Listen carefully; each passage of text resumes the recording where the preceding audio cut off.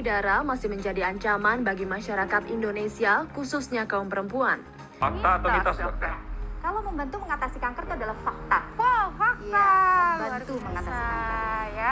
Cara pembuatannya gimana? Sayangnya, sampai saat ini penyebab pasti kanker payudara belum diketahui. Yang diketahui adalah faktor-faktor resiko yang dapat meningkatkan terjadinya kanker payudara. Nah, saya akan... Tidak hanya buahnya saja, tapi daun sirsak katanya nih dapat mencegah kanker, guys. Wah, luar.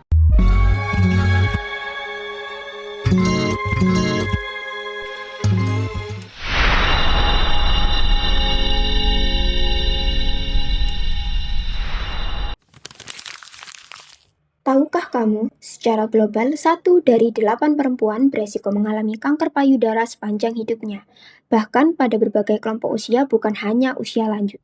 Di Indonesia, kanker payudara merupakan kanker dengan jumlah kasus terbanyak, dengan lebih dari 66.000 kasus baru per tahun. Lebih dari 22.000 perempuan meninggal setiap tahunnya, dan sekitar 70% kasus ditemukan pada stadium lanjut. Padahal, deteksi dini dapat meningkatkan peluang keberhasilan terapi dari 90 hingga 95%. Menariknya, sekitar 0,5 hingga 1% kasus kanker payudara juga ditemukan pada laki-laki. Selain itu, terapi konvensional seperti kemoterapi masih menimbulkan efek samping berat dan memicu resistensi. Oleh karena itu, pencarian kandidat terapi alternatif dari senyawa alami dengan toksisitas yang lebih rendah menjadi penting. Salah satunya yang berasal dari daun sirsak. Berdasarkan hal tersebut, penelitian ini bertujuan untuk 1. Menganalisis profil ADMET atau absorpsi, distribusi, metabolisme, ekskresi, dan toksisitas dari senyawa beta-sitosterol yang terdapat pada daun sirsak. Kedua, mengidentifikasi target molekuler dan jalur biologis yang terlibat melalui pendekatan network pharmacology. Yang ketiga, mengevaluasi afinitas dan pola interaksi molekuler melalui analisis molekular docking. Kanker payudara adalah penyakit keganasan yang ditandai pertumbuhan sel abnormal pada jaringan payudara secara progresif dan tidak terkendali. Pada wanita usia muda, kanker ini umumnya sudah terdiagnosis pada stadium lanjut, yaitu stadium 3 dan 4, dengan tipe paling umum yaitu karsinoma duktal invasif. Secara molekuler, kanker payudara dibagi menjadi 4 subtipe utama berdasarkan ekspresi reseptor hormon dan gen tertentu, yaitu ER atau estrogen receptor, PR atau progesterone receptor, dan HER2 yaitu human epidermal growth factor receptor 2. Subtipe tersebut mencakup luminal A dengan prognosis terbaik, luminal B yang lebih agresif, HER2 positif yang cenderung mudah metastasis, dan triple negative breast cancer yang merupakan subtipe paling agresif dengan pilihan terapi terbatas. Di dalam sel payudara, DNA berfungsi sebagai cetak biru utama yang mengatur pertumbuhan dan kematian sel.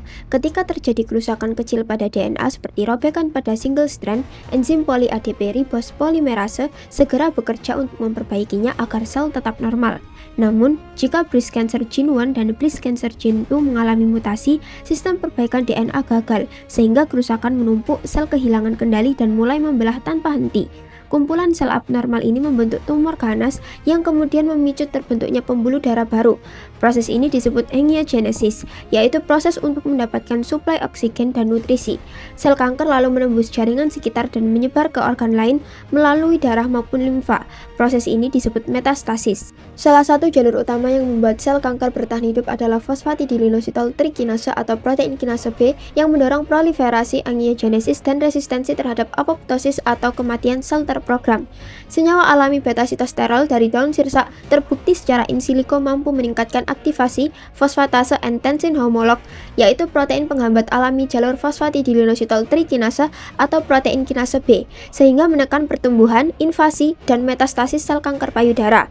Mekanisme ini menunjukkan potensi beta-sitosterol sebagai kandidat pangan fungsional anti kanker berbasis sumber daya alam. Faktor resiko kanker payudara dapat berasal dari berbagai aspek. Yang pertama, faktor genetik, yaitu riwayat keluarga dengan kanker payudara, terutama pada keluarga tingkat pertama seperti ibu atau saudara perempuan. Kedua, faktor hormonal, misalnya menstruasi yang dimulai terlalu dini, atau menopause yang terjadi lebih lambat. Kondisi ini membuat tubuh terpapar hormon estrogen dalam jangka waktu lebih panjang. Ketiga, faktor gaya hidup, seperti obesitas, kurang aktivitas fisik, serta konsumsi alkohol. Faktor-faktor ini dapat meningkatkan resiko melalui perubahan metabolisme dan regulasi hormon. Jalur PI3K atau AKT adalah jalur sinyal dalam sel yang berperan mengatur pertumbuhan dan kelangsungan hidup sel. Dalam kondisi normal, jalur ini aktif sesuai kebutuhan dan terkontrol. Namun pada sel kanker, jalur PI3K atau AKT dapat aktif terus-menerus tanpa regulasi, sehingga sel terus menerima sinyal untuk tumbuh dan menghindari kematian sel atau apoptosis. Aktivasi abnormal jalur ini menyebabkan proliferasi sel yang tidak terkendali, peningkatan metabolisme glukosa, invasi, metastasis, dan resistensi terhadap kemoterapi. Karena peran sentralnya, jalur PI3K atau AKT menjadi salah satu target penting dalam pengembangan terapi kanker modern. Daun sirsak telah lama digunakan dalam pengobatan tradisional dan mengandung senyawa aktif seperti acetogenin dan beta-sitosterol yang memiliki potensi anti-kanker. Beta-sitosterol adalah senyawa fitosterol atau sterol nabati yang dapat menekan pertumbuhan sel kanker, memicu apoptosis, dan memodulasi jalur sinyal termasuk jalur PI3K atau AKT.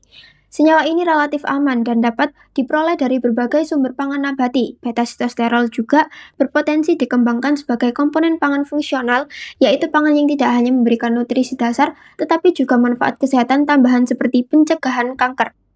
Studi in silico adalah pendekatan berbasis komputer untuk memprediksi aktivitas biologis suatu senyawa dengan menganalisis interaksinya dengan target molekuler tertentu.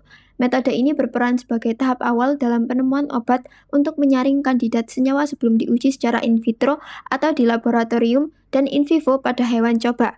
Metode yang digunakan dalam penelitian ini meliputi molecular docking, yaitu model prediksi posisi ikatan dan afinitas senyawa terhadap protein target, serta analisis ADMET yang mengevaluasi aspek farmakokinetik dan toksisitas secara teoritis. Dengan pendekatan ini, proses penemuan obat dapat dilakukan lebih efisien dan terarah. Pada analisis ADMET, senyawa beta-sitosterol memiliki absorpsi gastrointestinal yang rendah dan kelarutan air yang rendah atau poorly soluble, tidak menembus blood-brain barrier, memiliki nilai TPSA sebesar 20,23 angstrom kuadrat, menunjukkan polaritas rendah, tidak menghambat enzim CYP yaitu CYP1A2, CYP2C9, CYP2C19, CYP2D6, dan CYP3A4.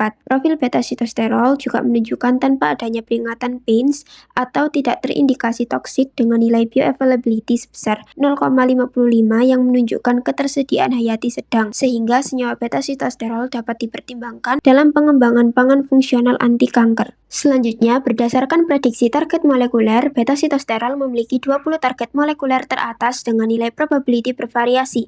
Nilai tertinggi yaitu pada gen Niemann-Pick C1-like protein 1 sebesar 0,876, diikuti NR1H3 atau LXR alpha sebesar 0,747 dan nuklear reseptor ROR gamma sebesar 0,589. Target lain memiliki probability lebih rendah namun tetap berpotensi berinteraksi. Target berasal dari berbagai kelas protein seperti reseptor nuklir, enzim, dan protein membran, menunjukkan beta-sitosterol memiliki spektrum interaksi yang lebih luas. Dari basis data kanker payudara diperoleh 50 target gen terkait kanker payudara berdasarkan relevance score, dengan nilai tertinggi didominasi gen perbaikan DNA yaitu BRCA1, BRCA2, ATM, dan PALB2.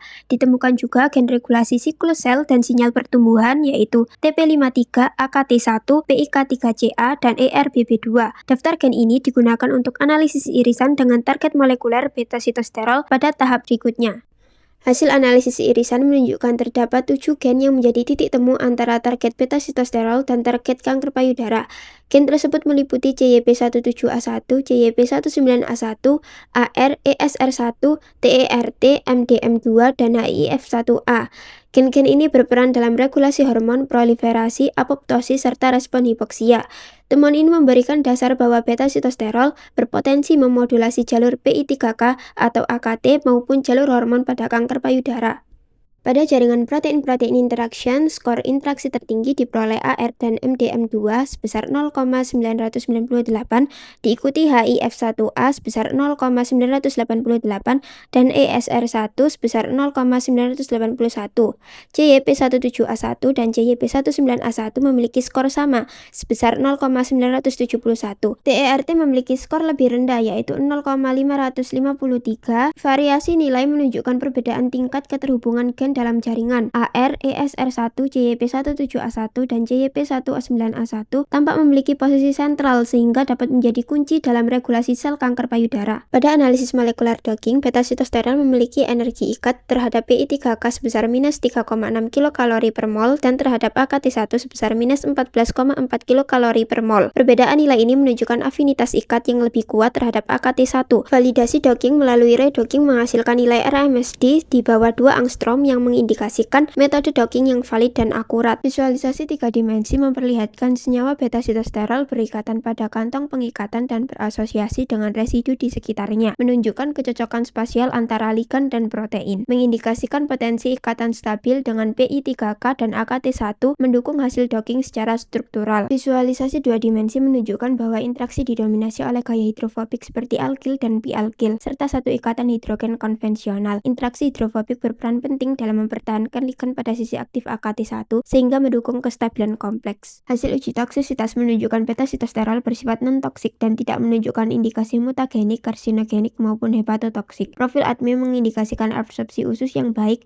distribusi luas, metabolisme melalui enzim JYP450, serta ekskresi stabil. Secara ilmiah, profil keamanan yang baik merupakan prasyarat penting dalam drug discovery berbasis bahan alam, sehingga beta-sitosterol memenuhi aspek keamanan awal untuk pengembangan lebih lanjut. Analisis target prediction mengidentifikasikan gen-gen yang terlibat dalam proliferasi, apoptosis, dan angiogenesis menunjukkan mekanisme multitarget. Network pharmacology memperlihatkan keterkaitan beta-sitosterol dengan jalur kanker payudara, jalur PI3K atau AKT, dan jalur apoptosis. Secara biologis, pendekatan multitarget relevan karena kanker payudara merupakan penyakit kompleks, heterogen, dan poligenik sehingga penargetan satu protein tunggal sering tidak cukup. Jalur PI3K atau AKT diketahui teraktivasi secara abnormal pada kanker payudara dan berperan dalam proliferasi sel, angiogenesis, metastasis, serta resistensi apoptosis dan kemoterapi. Keterlibatan jalur ini dalam hasil network memperkuat dasar mekanistik bahwa PI3K atau AKT merupakan target strategis untuk intervensi terapi. Molekular docking menunjukkan bahwa beta-sitosterol memiliki afinitas ikat yang baik terhadap protein-protein dalam jalur kanker, ditunjukkan melalui energi ikat negatif stabil dan interaksi residu yang kuat. Hasil docking mendukung kemungkinan bahwa beta-sitosterol dapat menghambat aktivasi jalur PI3K atau AKT sehingga memicu apoptosis, menurunkan proliferasi, dan menghambat invasi sel kanker. Konsistensi antara data toksisitas, ADMET, network, dan docking memperkuat kesimpulan bahwa beta-sitosterol berpotensi sebagai kandidat agen anti kanker berbasis bahan alam. Karakter senyawa yang aman dan terdapat pada berbagai pangan nabati mendukung potensi pengembangan sebagai pangan fungsional untuk pencegahan dan pendamping terapi kanker. Pada penelitian ini didapatkan 3 poin kesimpulan. Yang pertama, beta-sitosterol menunjukkan profil farmakokinetik yang baik sehingga mendukung potensinya sebagai pangan fungsional anti kanker. Yang kedua, beta-sitosterol berinteraksi dengan beberapa target molekuler yang terkait dengan jalur PI3K atau AKT yang menunjukkan mekanisme multitarget yang relevan untuk kanker payudara. Yang ketiga, beta-sitosterol memiliki afinitas ikat yang kuat terhadap protein pada jalur PI3K atau AKT, menghasilkan energi ikat yang stabil dan berpotensi menghambat aktivitas protein serta mengganggu sinyal PI3K atau AKT. Terima kasih atas perhatian yang diberikan. Untuk informasi lebih lanjut mengenai penelitian ini termasuk luaran penelitian berupa e-booklet,